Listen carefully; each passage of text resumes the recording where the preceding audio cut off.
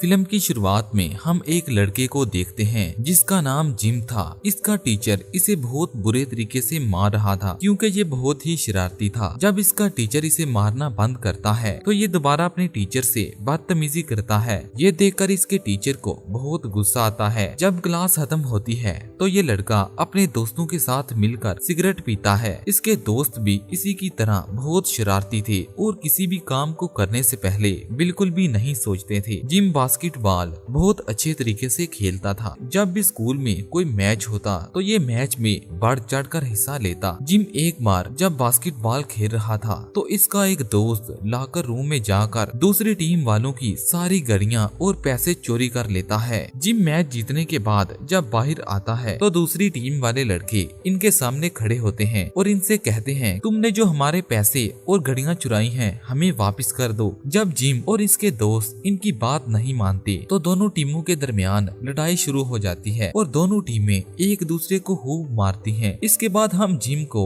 एक हॉस्पिटल में देखते हैं जो अपने एक दोस्त को मिलने आया था। इसके दोस्त को ब्लड कैंसर था। जिम इसके साथ बहुत सी बातें करता है और इसको घुमाने के लिए बाहर ले जाता है, लेकिन ये सब इसके दोस्त को अच्छा नहीं लगता तो जिम इसको दोबारा हॉस्पिटल में छोड़ देता है। जिम की एक खास बात ये थी, जब भी इसके जहन में कोई अच्छी या बुरी बात आती तो वो इसको डायरी में लिख लिया करता था। जिम अपना ज्यादातर वक्त इन दोस्तों के साथ ही गुजारता था और फारग वक्त में वो अपनी डायरी लिखता था। कुछ दिनों के बाद जिम के दोस्त की डेथ हो जाती है जो हॉस्पिटल में था। जब जिम इसको देखने के लिए जाता है तो बहुत रोता है क्योंकि वो इसका बहुत अच्छा दोस्त था और इसके साथ बास्केटबॉल भी खेलता था। जिम अपने दोस्त की मौत की वजह से बहुत दुखी था और बाहर आकर रोने लगता है। तभी जिम को दो आदमी नजर आते हैं जो ड्रग्स का नशा कर रहे थे। जिम जब इनके पास जाता है तो वो इसे भी एक नशे का इंजेक्शन देते हैं। इस इंजेक्शन को लगाने के बाद जिम को सारे दुख भूल जाते हैं और अपने आप को बहुत रिलैक्स फील करता है। नशा करने के बाद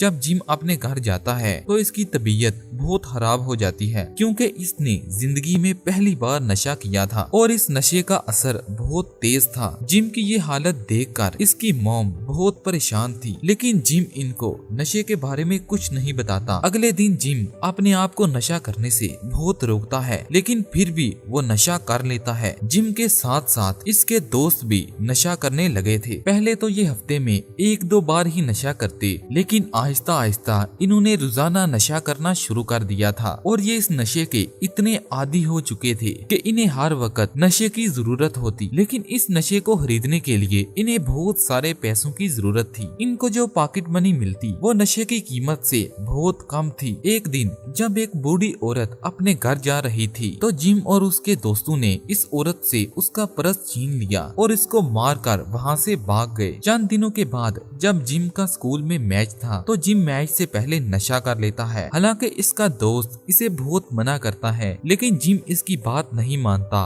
और नशा कर लेता है। जब मैच शुरू होता है तो जिम मैच के दौरान बार बार नीचे गिर जाता है और इस मैच को बहुत बुरे तरीके से हार जाता है। जब इनके टीचर को इस बात का पता चलता है कि जिम ने मैच से पहले नशा किया था तो इसके टीचर इसे स्कूल से निकाल देते हैं। जब जिम घर आता है तो इसकी मॉम इसे पूछती है कि तुम्हें स्कूल से क्यों निकाला गया। जिम कहता है कि इसमें मेरी कोई गलती नहीं, मुझे जानबूझकर स्कूल से निकाला गया है। इसके बाद जिम की मॉम इसे वो नशे की गोलियां दिखाती हैं जो इसने घर पर छुपाई थी। वो अपनी मॉम से कहता है कि मुझे नहीं पता ये गोलियां यहाँ किसने रखी। इसकी मॉम को बहुत गुस्सा आता है और वो जिम से कहती हैं कि दफा हो जाओ मेरे घर से। जिम चुपचाप घर से बाहर निकल जाता है। इसकी मॉम इसकी ट्रॉफी को भी घर से बाहर फेंक देती हैं जो इसने मैच में जीती थी। जिम इस ट्रॉफी को उठाता है और उसे कूड़े के डिब्बे में डाल देता है और वो अपनी मॉम से ये कहकर चला जाता है कि अब वो कभी घर वापस नहीं आएगा। इसके बाद वो अपनी दोस्तों के पास चला जाता है। इसे और इसके दोस्तों को नशे की बहुत जरूरत थी, लेकिन इनके पास पैसे नहीं थे। इसके बाद वो एक गाड़ी को चोरी कर लेते हैं, क्योंकि नशा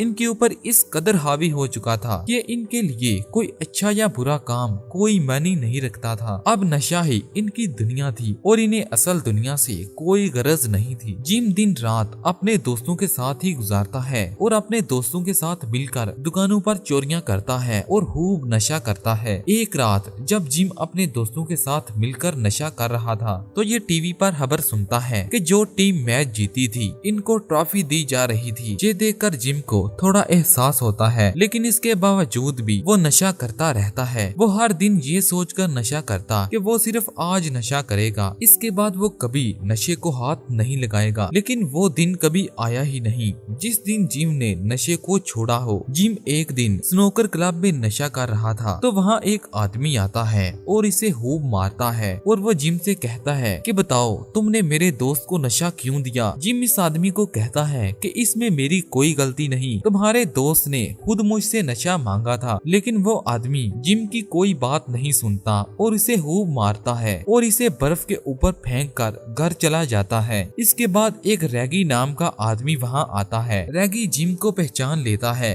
क्योंकि जब जिम नशा नहीं करता था तो रैगी इसके साथ मिलकर बास्केटबॉल की प्रैक्टिस किया करता था। रैगी जिम को उठाकर अपने घर ले जाता है। जब जिम को होश आता है तो वो रैगी से कहता है कि तुमने मेरी पॉकेट से नशे की गोलियां क्यों निकाली, मुझे वापस कर दो वरना तुम्हारे साथ अच्छा नहीं होगा। जिम जब रैगी से नशे की गोलियां छीनने की कोशिश करता है तो रैगी उसे पकड़कर शीशे के सामने ले जाता है और इसे कहता है कि मैं तुम्हें ये गोलियां नहीं दूंगा, ये नशा तुम्हारी जिंदगी को बर्बाद कर देगा। नशा ना लेने की वजह से जिम को बड़ी बेचैनी हो रही थी, लेकिन रैगी उसके कमरे के सामने पहरेदारों की तरह बैठ जाता है ताकि जिम यहाँ से भाग ना सके। वो जिम को खाना देता है और इसका पूरा ध्यान रखता है कि कहीं वो इसके घर से भाग ना जाए। जिम काफी दिन रैगी के घर रहता है और आहिस्ता आहिस्ता इसकी तबीयत भी ठीक हो रही थी। एक दिन रैगी जिम से कहता है कि मैं काम के सिलसिले से घर से बाहर जा रहा हूँ, तुम घर में ही रहना। जब रैगी घर से बाहर जाता है तो जिम को दोबारा नशे की तलब होने लगती है। जिम अपने आप को काबू करने की बहुत कोशिश करता है लेकिन खुद को काबू नहीं कर पाता और एक दम से उठता है और रैगी के घर से पैसे ढूंढने लगता है। जब इसको पैसे नहीं मिलते तो वो वहाँ से भाग जाता है। बाहर आकर वो एक लड़की से पैसे मांगता है। पहले तो ये लड़की इसे पैसे देने से मना कर देती है, लेकिन जिम इसकी बहुत मिन्नतें करता है जिससे वो लड़की